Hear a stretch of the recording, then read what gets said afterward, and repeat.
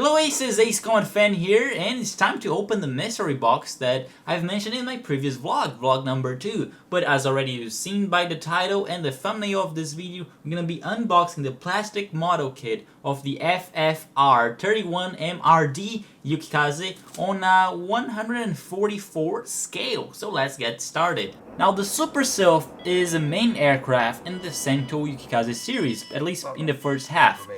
It shares its external design with the Sylph of Ferry's Air Force, but the Super Sylph is an enhanced aircraft that belongs to the Special Air Force's 5th Squadron. Although the exterior between the Sylph and the Super Sylph is basically the same, the Super Sylph has enhanced engines which are way more powerful and also has better and faster computer systems inside the plane. And it's supposed to be a recon aircraft, not much as a dogfighting one. The Super Sylph's task in the anime and the book as well is to do reconnaissance missions over the battlefields in order to gather information about the gem. The Super Sylph is equipped with a 20mm Vulcan cannon and is powered by the FFR-31MR engine that burns hydrogen cells or can also burn standard jet fuel. A distinctive feature between the Super Sylph and the Sylph is that the Super Sylph can carry the TARPs, the Tactical Air Reconnaissance Pod, in order to perform its reconnaissance missions. According to the first Yukikaze book, the FNX-5011B engine has a dry weight of 2,425 pounds, and at maximum power it can produce 49,604 pounds of thrust. When it comes to its specifications, the length is 19.8 meters, the width is 13.5 meters, the height is 6.2 meters, its empty weight is 11.8 tons, and its maximum takeoff weight is 38 tons. Now enough with the specifications, let's get started with the box. So it was very nicely packed and I haven't opened yet before you guys. As always, when buying stuff for Japan, it's usually very well packed with protection and comes with the little message for like thank you for buying and all that stuff. Well, let's get rid of the box. And here we are, and let's take a look at here. So here we go. FFR-31MR Super Sylph. A little bit bad because of the light. Let me just remove that. Like I've mentioned before, it is a 144th scale and was made by Platz from Japan. So let's take a look and open the box. There you go. As you can see, the size is very small compared to my hand. Let's remove the plastic, the pieces, and array them here. Go watch 3 sets. 3. There you go. And we also have the instructions, of course, and the decals, which are very tiny. I'm not sure if you guys can see, but it's very, very tiny. Now the instructions, apparently everything is in Japanese. Let's take a look. Although it seems very easy to read, because apparently you don't need to know Japanese. It's very made with the figures. There's not much text. That helps me, since my Japanese is not that great. So let's take a look at the back side. We also have the basic schematics for the aircraft and different loadouts for it as well. So apparently we'll be able to choose whichever loadouts we want to do. And the menu also comes with the specifications of the aircraft, although they are obviously in Japanese. But I've noticed that they are also a little bit different when compared to the Yukikaze book.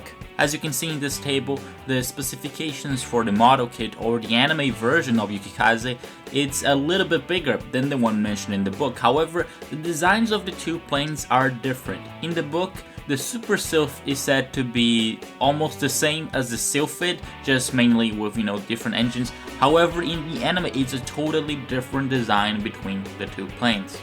Alright guys, it's time to put the kit together, but before I do that, just 2 quick things. First, I've never put a model kit before, I never assembled it, so I have no experience with it, so please understand, because I'm just hoping it's gonna be at least a decent model when I put it together. And the second thing is that it does look like a higher quality kit if I put, you can see some more details on the aircraft. I hope you can see. There's a couple lines in here, and there's a lot of detail even on the parts. So definitely a good model from Platz. That's the first one I have from Platz, but I comparing to other kits that I bought before and I didn't assemble because I'm not even that good. This one looks way better. So let's get this started. According to the instructions that came together with the model kit, our first step is to put together the main fuselage of Yukikaze. I found out that, you know, cutting the pieces was relatively easy as long as you have the tools, like the little knife here, I don't know the name. With the exception of the pilots, just because they're very small. I almost ended up cutting Ray's head, so that was not good. Anyways, it looks like some parts we can just put them together without the glue and some other parts with the glue, so let's do that.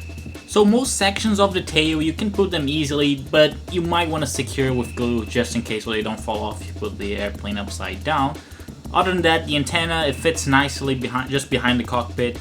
And for the next part, you know, putting, you know, the cockpit, you gotta put the two pilots inside there, and make sure if you're doing that, put the special glue so that there's no fog forming up when the cockpit is closed.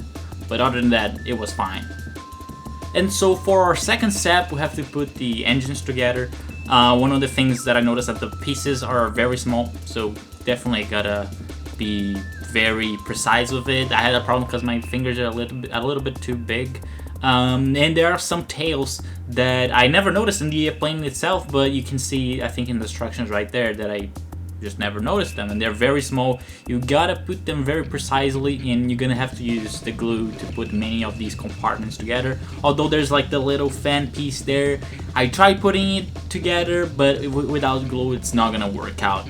As for part 3, we have to put the tarps together, and I do apologize a little bit because it was a little bit out of the frame, the visuals, as you can see.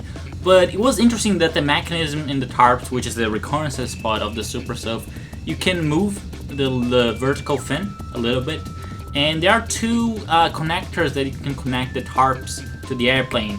One is for like when it's deployed, which is the one on the top in the instructions there, and the other one when you're not using it. So you can pick whichever one you want, and you're definitely gonna have to use some glue to attach this part because it's just tiny and has like the two things on the side, so you need to secure that. And finally, we arrive to step 4, which is putting all these components that we made them before, such as the fuselage, the tarps, and the engines together into the airframe. Also, in addition to that, there are some fins. There's one just under the cockpit and two little things on the side. I don't know how they're called, that you put them there, and you're gonna need to use some glue. Now, one of the things you really have to be careful right there is the position on the engines.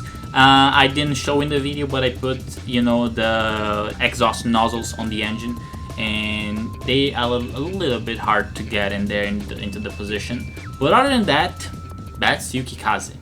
So now that I have put the basic plane together, I'm gonna give you guys a quick walk around of the plane. However, the plane is not finished, but for me it is, at least momentarily, because I don't want to paint the plane yet. I have to get the paint and, you know, find all the colors, and I don't have the material to paint it, and probably not even the skill. Also, it has the decals, and I don't want to put them on the plane without the paint, because if I choose to paint, then that's not gonna be a good thing. So I might finish off the paint later on, not in this video, but I'll just show you the basic on the plane. Notice though that the plane is not loaded except for the tarps, so it's in a clean configuration. Although there comes in the kit, you come with lots of different missiles and armaments and external fuel tanks that you could potentially put in your plane, but I just chose not to, in order to make the things simpler. You also have the option of put your plane in a clean configuration, or putting in a landing configuration with the landing gear deployed or not. But for the sake of this video, I just put in a clean configuration. So let's take a quick look.